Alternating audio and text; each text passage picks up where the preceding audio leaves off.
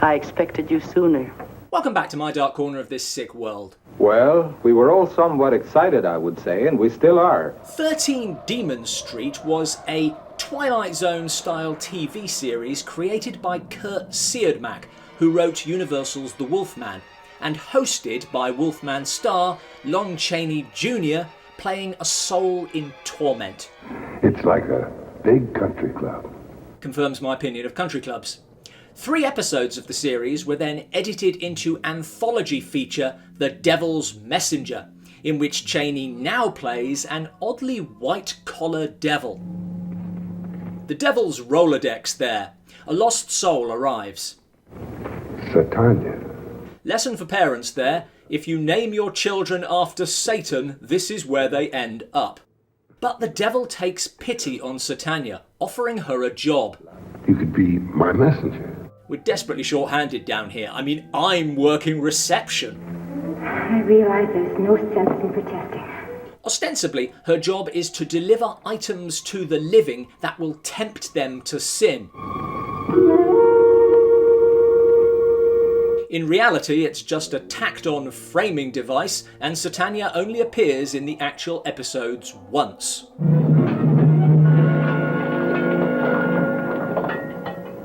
That's it. Anyway, episode 1. Besides, why should a guy get cooped up just because he paid $2 for a marriage license? Womanizing photographer Donald You have a wife. goes on a working holiday, taking pictures of local houses and getting shot down by local girls. Hello. I'd like to talk to you. But Donald doesn't handle rejection well. Look, I'm a professional photographer. You've got features I've never seen on another woman. There's a fine line between persistent and harassment. And Donald sprints over that line and on into assault. The act itself is implied, using images of the destructive power of nature.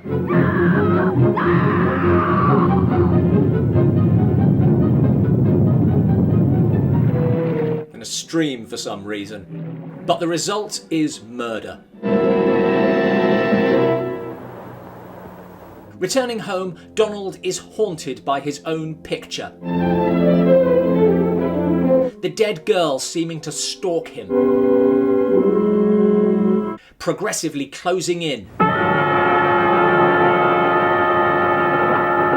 until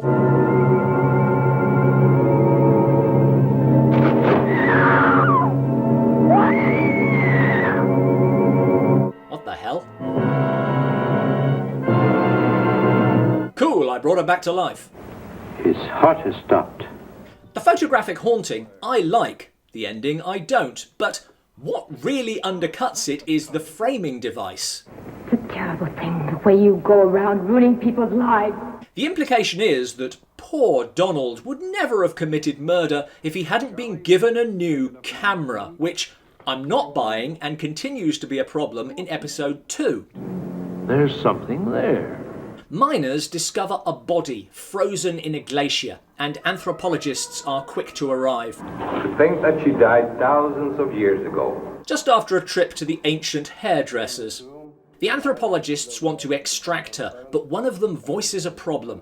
But everybody will see her in her nakedness.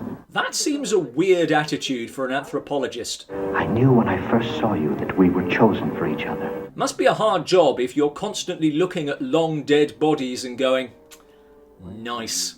I love you, Angelica. And things get weirder when he starts to buy Angelica gifts.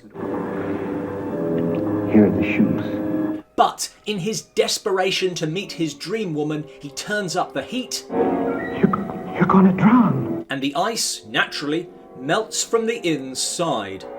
This is my favourite segment by far, but the core problem remains. Satania supposedly triggered these events by giving one of the miners a new pick. Tanya, deliver this pick to a miner in Torsholm, Sweden. I feel like the girl would have been discovered anyway because all picks broadly do the same job, but even if she wasn't, Dr. Seastrom clearly had some pre-existing issues.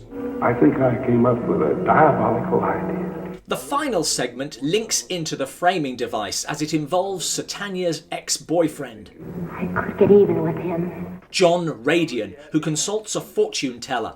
Tonight at midnight, you will be dead. Boy, I can't think of anything that would make that idea any less original. Who is it? I am the one who will take your life.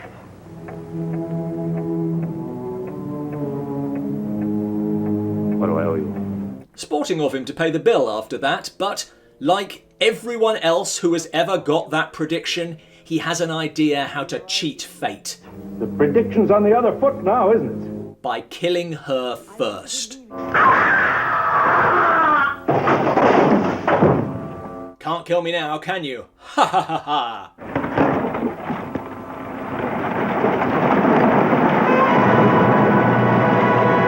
What was the wording of that prediction again? I am the one who will take your life. No, I don't think that's what happened at all. Back to hell. There's a line. The lovers are reunited. Boy, is that an unlikely couple. I don't want any part of it. You haven't changed. You'll never change. You're just as rotten as the day I What met have you you. got to do with all this? You never give up, do you? Hell for them would presumably be each other. We have no interest in your petty arguments down here. But no, Satan has a more nonsensical idea. We've been overcrowded here for years. I'm building an extension. We've selected both of you to help us annex Earth. The devil's planning permission. I needed 2 lovebirds that had turned into fighting cocks. You don't need to know why. Standard infernal boilerplate. So the devil has one last message for Satanya. Delivered to them. I don't think we want it. That formula is a 500 megaton bomb. Anthology films hinge on their twists, and the ones in these stories have been rubbish. But ending with the annihilation of the human race so the devil can move into real estate was unexpected. And what happens next? Nothing. It just stops. And on the bright side, limits the chance of a sequel. That's it. Good girl.